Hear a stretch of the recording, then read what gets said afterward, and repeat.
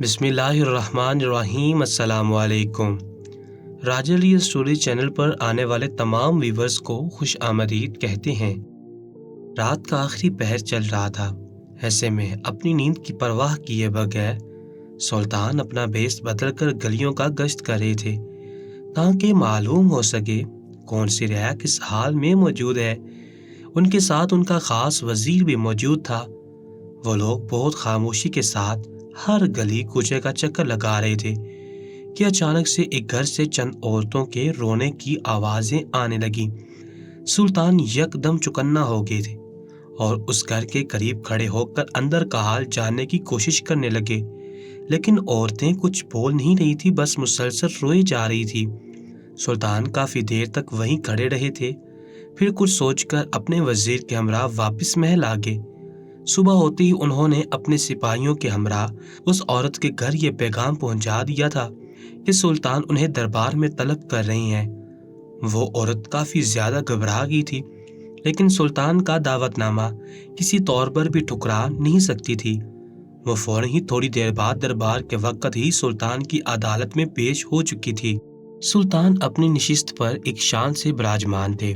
انہوں نے آج کافی سارے لوگوں کو روک دیا تھا، کیونکہ آج وہ صرف اس عورت کا مسئلہ سب سے پہلے حل کرنا چاہتے تھے۔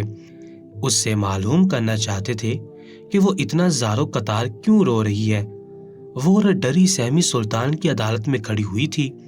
تمام درباری تجسس کا شکار تھے کہ آج سے پہلے ایسا کبھی نہیں ہوا کہ سلطان نے رعایا کے آنے والے لوگوں کو چند وقت کے لیے ٹھہرا دیا ہو اور کسی اور کا مسئلہ حل کر رہے ہوں۔ تمام درباری اس عورت کو بہت گہری نگاہوں سے دیکھ رہے تھے۔ یہی حال رعایا کے آئے ہوئے لوگوں کا بھی تھا۔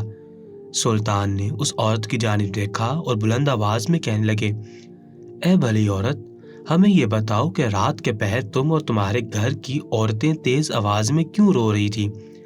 آخر تمہارے یہاں کون سا مسئلہ درپیش آ گیا ہے جو تم لوگوں کو رونے پر مجبور کر رہا ہے؟ وہ عورت خاموش تماشائی کی طرح کھڑی ہوئی تھی۔ اس نے بھی ابھی تک اپنا سر اٹھا کر سلطان کی جانب نہیں دیکھا تھا۔ انہوں نے ایک بار پھر بلند آواز میں اس عورت سے پوچھا کہ اے عورت، بولو، آخر کیا بات ہے؟ ہم تمہارا مسئلہ ہر حال میں حل کریں گے۔ اس عورت نے سلطان کی جانب دیکھا اور کہنے لگی، سلطان معظم، میں آپ کو اپنا مسئلہ بتا دوں گی، لیکن اس کے بعد میری عزت ٹکے کی بھی نہیں رہے گی۔ سلطان نے یہ بات سنی تو وہ کہنے لگے، تم بے فکر ہو کر اپنا مسئلہ ہمیں بتا سکتی ہو۔ کسی میں جرت نہیں کہ تمہاری عزت کے بارے میں کوئی بھی غلط الفاظ استعمال کرے۔ سلطان کا مان بھرا لہجہ سن کر وہ عورت روتے ہوئے کہنے لگی، سلطان معظم، مجھے غریب عورت کے پاس صرف ایک عزت ہی تھی جو ایک لڑکے نے خراب کر دی۔ ان کی اس بات سے پورے دربار میں سانپ سو گیا تھا۔ سب لوگ حیرت سے اس عورت کو دیکھنے لگے تھے۔ وہ مزید کہنے لگی، آج کل تو بھلائی کا دور ہی نہیں رہا۔ جو بھی بھلائی کرنے کی کوشش کرتا ہے لوگ اس کو ہی دھوکہ دے دیتے ہیں۔ سلطان نے الجھے ہوئے انداز میں اس عورت کی جانب دیکھتے ہوئے پوچھا، ہم تمہاری باتوں کا مطلب سمجھ نہیں پا رہے۔ تمہاری عزت کس نے خراب کی ہے اور کس نے تمہیں دھوکہ دیا ہے؟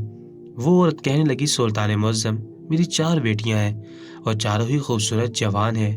ایک روز 16-17 سال کا لڑکا ہمارے گھر کی دہلیز پر آیا اور زارو قطار رونے لگا اور کہنے لگا، اماں، میں 4 دن سے بھوکا ہوں، میں نے کچھ نہیں کھایا، مجھے تھوڑا سا کھانا دے دو۔ میری بڑی بیٹی کو ترس آ گیا اور اس نے گھر کے اندر سے ایک روٹی اور تھوڑا سا سالن اس کو دے دیا۔ وہ ہمارے دروازے پر ہی بیٹھ کر کھانے لگا۔ اچانک ہی اس کو بہت بڑا پھندا لگا، جس کی وجہ سے ہم اندر بیٹھے لوگ بھی گھبرا گئے۔ میری سب سے چھوٹی بیٹی گھبراہٹ کے ڈر سے اس لڑکے کو گھر میں لے آئی اور پانی وغیرہ دینے لگی۔ اچانک ہی مجھے اتنا زور سے چکر آیا کہ میں وہیں پر بے ہوش ہو گئی۔ میرے ساتھ موجود میری 4 بیٹیوں کا حال بھی مجھ سے مختلف نہیں تھا۔ وہ لوگ بھی چکر کھا کر وہیں گر گئیں اور جب ہم لوگ چند گھنٹے بعد اٹھے تو میری 4 بیٹیوں کا حال برا تھا۔ وہ 16-17 سال کا دکھنے والا لڑکا میری معصوم بیٹیوں کی عزت لوٹ کر جا چکا تھا، جبکہ سلطان اس عورت کی بات سن کر حیرت زدہ تھے۔ 16-17 سال کا لڑکا ایسی حرکت کیسے کر سکتا تھا؟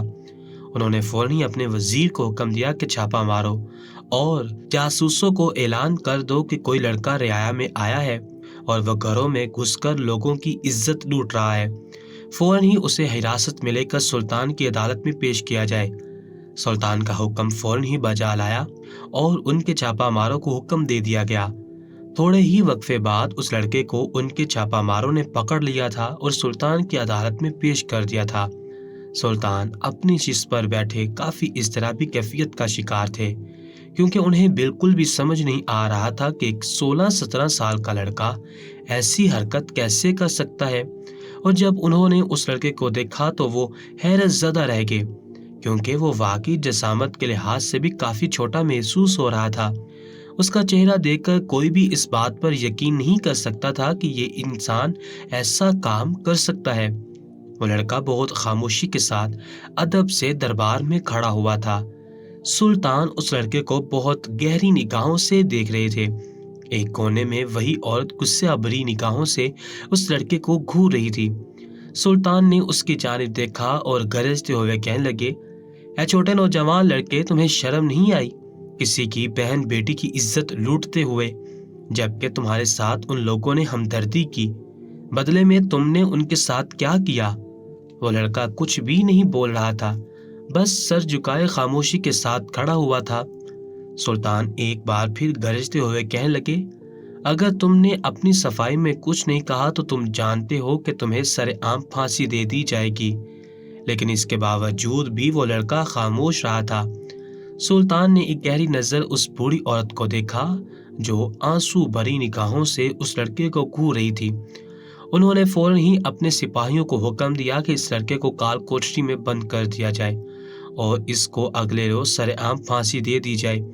سلطان کا حکم فوراً ہی بجا لایا گیا تھا اور اس لڑکے کو گھسیٹتے ہوئے وہ دونوں سپاہی کال کوٹری میں لے جا چکے تھے، جبکہ وہ بوڑھی عورت سلطان کو تشکر بھری نگاہوں سے دیکھ رہی تھی۔ سلطان نے اس عورت کی جانب دیکھا اور کہنے لگے، اب آپ اپنے گھر جا سکتی ہیں۔ آپ کا مجرم سلاخوں کے پیچھے ہے اور کل اس کو سزا بھی مل جائے گی۔ وہ عورت سلطان کے نام کا نعرہ لگا کر اور ان کو ڈھیروں دعائیں دے کر وہاں سے جا چکی تھی، لیکن سلطان ابھی تک اس کشمکش میں مبتلا تھے کہ ایک چھوٹا سا لڑکا ایسا کام کیسے کر سکتا ہے۔ انہیں بالکل سمجھ نہیں آ رہا تھا اور اوپر سے اس کا اپنی صفائی میں کچھ نہ بولنا ہی سلطان کو چٹکنے پر مجبور کر رہا تھا۔ وہ سمجھ نہیں پا رہے تھے کہ وہ یہ کام کیوں کرتا ہے۔ رات کا آدھا پہر گزر چکا تھا۔ سلطان خاموشی سے اپنی خوابگاہ سے نکلے اور ایک نظر پورے محل میں دوڑائی اور قدم بہ قدم چلتے ہوئے کال کوٹری کی جانب جانے لگے۔ وزیر جو داخلی دروازے پر ہی موجود تھا، جب اس نے سلطان کو کال کوٹری کی جانب جاتا دیکھا تو وہ بھی ان کے پیچھے پیچھے چلنے لگا۔ سلطان نے ایک نظر اپنے وزیر کو دیکھا، لیکن بنا کچھ بولے وہ کال کوٹری کے اندر مڑ گئے۔ کال کوٹری میں موجود سپاہی فوراً ہوشیار ہو گئے تھے۔ سارے قیدیوں کو سانپ سونچ چکا تھا۔ سلطان قدم بہ قدم چلتے ہوئے اس کم سن لڑکے کے پاس آئے تھے جو گھٹنوں میں سر دیے خاموشی کی مورت بنا بیٹھا تھا۔ سلطان بالکل اس کے پاس جا کر کھڑے ہو گئے تھے۔ جب اس نے کسی کی موجودگی محسوس کی تو اس نے اپنا سر اٹھا کر دیکھا۔ سامنے ہی سلطان اپنی پوری شان سے کھڑے ہوئے تھے۔ وہ فوراً ہی ان کے ادب میں کھڑا ہو گیا تھا اور ہاتھ باندھ کر سلام پیش کرنے لگا۔ سلطان نے اس کے سلام کا جواب دیا اور کہنے لگے، تمہیں ڈرنے کی ضرورت نہیں ہے۔ ہمیں بتاؤ، آخر تمہارے ساتھ کیا مسئلہ پیش آیا ہے؟ ہمیں نہیں لگتا کہ تم زانی ہو، اور اگر تم نے یہ گناہ نہیں کیا ہے تو ہم تمہیں پھانسی نہیں دیں گے۔ تمہیں کسی بھی چیز سے ڈرنے کی ضرورت نہیں ہے۔ تم ہمیں اپنا بڑا سمجھ کر ساری چیزوں کے بارے میں بتا سکتے ہو۔ لیکن وہ لڑکا صبح کی طرح ہی خاموش تھا۔ اس نے ابھی تک ایک لفظ ادا نہیں کیا تھا۔ سلطان نے اس کے کندھے پر ہاتھ رکھا اور ایک بار پھر نرم لہجے میں کہنے لگے، دیکھو لڑکے، تم ڈرو مت۔ مجھے نہ جانے کیوں تمہیں دیکھ کر ایسا محسوس ہوتا ہے جیسے تم زانی نہیں ہو۔ تم نے ان لڑکیوں کے ساتھ یہ گناہ نہیں کیا ہے۔ تم مجھے بتا سکتے ہو آخر تم کون ہو، تمہارے پیچھے یہ کام کون کر رہا ہے؟ یہ بات سن کر اس لڑکے نے ایک دفعہ سلطان کے چہرے کو دیکھا اور خاموشی سے چہرہ جھکا لیا۔ سلطان 2 قدم پیچھے ہوئے اور اپنے ہاتھ بھی پیچھے باندھ لیے اور اس لڑکے کی آنکھوں میں دیکھتے ہوئے کہنے لگے، اے چھوٹے لڑکے، کل تمہاری پھانسی ہے۔ اگر تم گنہگار نہیں ہو تو تمہیں بے وجہ ہی پھانسی ہو جائے گی۔ اس لیے تمہارے حق میں یہی بہتر ہے کہ تم سچ بتا دو کہ آخر تم یہ الزام اپنے سر کیوں لے رہے ہو۔ لیکن وہ لڑکا کچھ نہیں بولا تھا۔ سلطان نے ایک دو بار پھر اس سے یہ بات دریافت کرنے کی کوشش کی، لیکن وہ بالکل خاموش رہا تھا۔ انہوں نے ایک خاموش نگاہ اس لڑکے کے معصوم چہرے پر ڈالی اور جس طریقے سے وہ آئے تھے ویسے ہی واپس لوٹ کے۔ اگلے روز اس لڑکے کو پھانسی گھاٹ کی طرف لے جایا جا رہا تھا، اور جب اسے پھانسی کے پھندے کے قریب لے کر گئے تو جلاد نے روایت کے تحت اس لڑکے سے پوچھا، اے لڑکے بولو، تمہاری آخری خواہش کیا ہے؟ اس نے ایک نظر اس جلاد کو دیکھا اور کہنے لگا، ایک مرنے والے کی آخری خواہش بھلا کیا ہو سکتی ہے؟ وہ جلاد کہنے لگا، اگر تمہاری کوئی آخری خواہش نہیں ہے تو میں تمہیں پھانسی دے دیتا ہوں، لیکن اگر تمہاری کوئی آخری خواہش ہے تو تم بتا سکتے ہو۔ سلطان کا حکم ہے کہ ہر پھانسی ملنے والے شخص سے اس کی آخری خواہش پوچھی جاتی ہے۔ کافی دیر تک وہ لڑکا خاموشی سے جلاد کا چہرہ دیکھتا رہا، اور پھر چند لمحے بعد جو بات اس نے کہی وہاں موجود دو سپاہی اور جلاد کو حیران کر گئی۔ اس لڑکے کا کہنا تھا کہ وہ آخری بار تالاب میں تیرنا چاہتا ہے، اور یہ آخری خواہش بہت انوکھی تھی۔ بہت سے لوگ آخری خواہش کے بدلے اپنے ماں باپ سے ملاقات کرتے ہیں، یا پھر بہت سا کھانا کھاتے ہیں، یا پھر کہیں گھومتے ہیں، لیکن پہلی بار کسی نے ایسی خواہش ظاہر کی تھی کہ وہ آخری بار تالاب میں تیرنا چاہتا ہے۔ یہ بات فوراً ہی سلطان کے گوش گزار کر دی گئی تھی کہ وہ بچہ تالاب میں تیرنے کی آخری خواہش ظاہر کر رہا ہے۔ سلطان نے فوراً ہی حکم دیا کہ اس بچے کی آخری خواہش پوری کی جائے، اور وہ بھی بذات خود وہاں اس تالاب کے قریب پہنچیں گے جہاں پر اس بچے کی آخری خواہش پوری کی جا رہی تھی۔ بہت سے سپاہی ارد گرد ہی کھڑے ہوئے تھے، کیونکہ ایسے مجرم اکثر اوقات ایسی خواہش ظاہر کر کے بھاگ جاتے تھے۔ اس وجہ سے کوئی بھی اس لڑکے کو بھاگنے نہیں دے سکتا تھا۔ سلطان پشت پر ہاتھ باندھے اس بچے کو بہت غور سے دیکھ رہے تھے۔ پہلے وہ تالاب کے قریب بیٹھ گیا اور اس میں اپنے پاؤں ڈالی اور ایک طاہرانہ نگاہ سب پر ڈالی اور خاموشی سے تالاب میں چھلانگ لگا دی۔ یہ سب عمل سلطان باغور دیکھ رہے تھے۔ وہ لڑکا کافی دیر تک پانی کے اندر ہی رہا تھا، جبکہ سلطان کے ماتھے پر شکن پڑتے جا رہے تھے، کیونکہ وہ لڑکا اب کہیں بھی نظر نہیں آ رہا تھا۔ انہوں نے اپنے ایک سپاہی کو حکم دیا کہ آگے جا کر دیکھو وہ لڑکا کہاں ہے، اب نظر نہیں آ رہا۔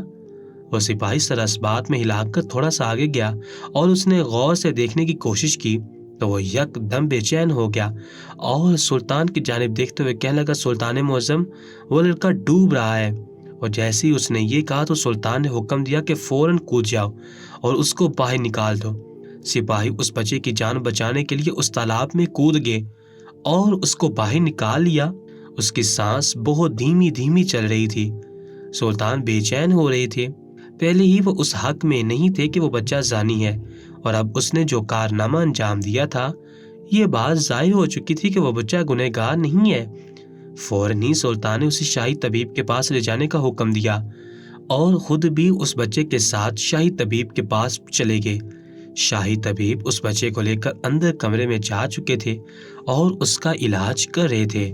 تھوڑی دیر بعد وہ اس کا علاج کر کے باہر آئے تو سلطان بے چینی کی حالت میں باہر ہی ٹہل رہے تھے۔ طبیب صاحب سلطان کے سامنے ادب سے کھڑے ہو گئے اور کہنے لگے، سلطان معظم، اس بچے کی حالت اب قدرے بہتر ہے، لیکن ایک بات مجھے سمجھ نہیں آ رہی۔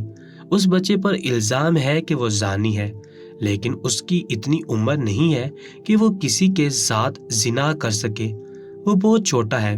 جتنا میں اپنے تجربے کے ساتھ کہہ سکتا ہوں، اس نے ابھی تک کسی کے ساتھ بھی غلط کاری نہیں کی ہے۔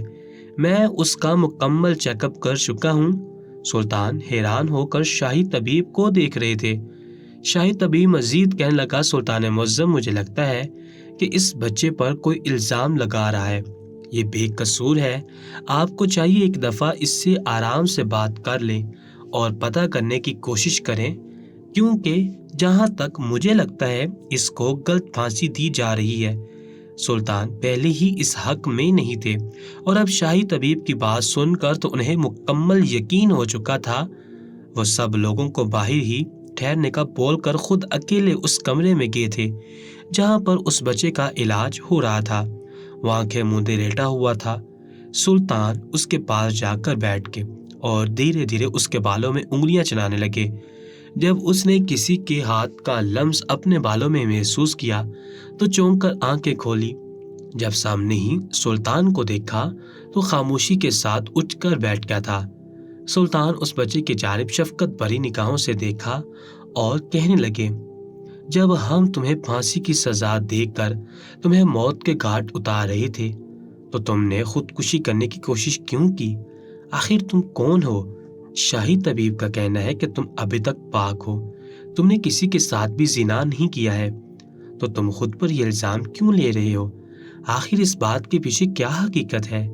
اگر تم نے ذرا برابر بھی جھوٹ بولنے کی کوشش کی تو یاد رکھنا، ہم تمہیں پھانسی نہیں دیں گے، نہ ہی تمہیں کال کوٹری میں بند کریں گے، بلکہ ہم تمہیں 100 کوڑے پوری رعایا کے سامنے لگائیں گے۔ مرنے سے زیادہ اذیت 100 کوڑے کی ملے گی تمہیں۔ وہ لڑکا سہمی ہوئی نگاہوں سے سلطان کے روشن چہرے کو دیکھنے لگا اور خاموشی سے سر جھکا کر آہستہ آہستہ اپنی پوری گزری ساری دودات سلطان کے گوش گزار کر دی، جبکہ سلطان کے چہرے کی غزلات دھیرے دھیرے تبدیل ہوتے جا رہے تھے۔ جیسا انہوں نے سوچا تھا ویسا ہی اس بچے کے ساتھ ہوا تھا۔ اس نے جو بات بتائی تھی اس کو سن کر سلطان فوراً ہی غصے کے عالم میں اپنی جگہ سے کھڑے ہو گئے تھے اور گرجتے ہوئے کہنے لگے، جب میں نے تم سے پوچھا تھا تو تم نے مجھے اس بارے میں کیوں نہیں بتایا؟ وہ بچہ خوف سے سہمی ہوئی آواز میں کہنے لگا، سلطان معظم، اگر میں آپ کو اس بات کے بارے میں بتا دیتا تو میری معصوم بہن کے ساتھ بہت برا ہونا تھا۔ وہ لوگ میری بہن کو کہیں کا بھی نہیں چھوڑتے۔ اس بچے کا کہنا تھا کہ وہ یہ کام اکیلا نہیں کر رہا ہے، اس کے پیچھے ایک پورا گینگ ہے۔ وہ لوگ 5 بندوں پر مشتمل ہے۔ ان کی عمر 26 سے شروع ہو کر 40 سال پر ختم ہو رہی ہے۔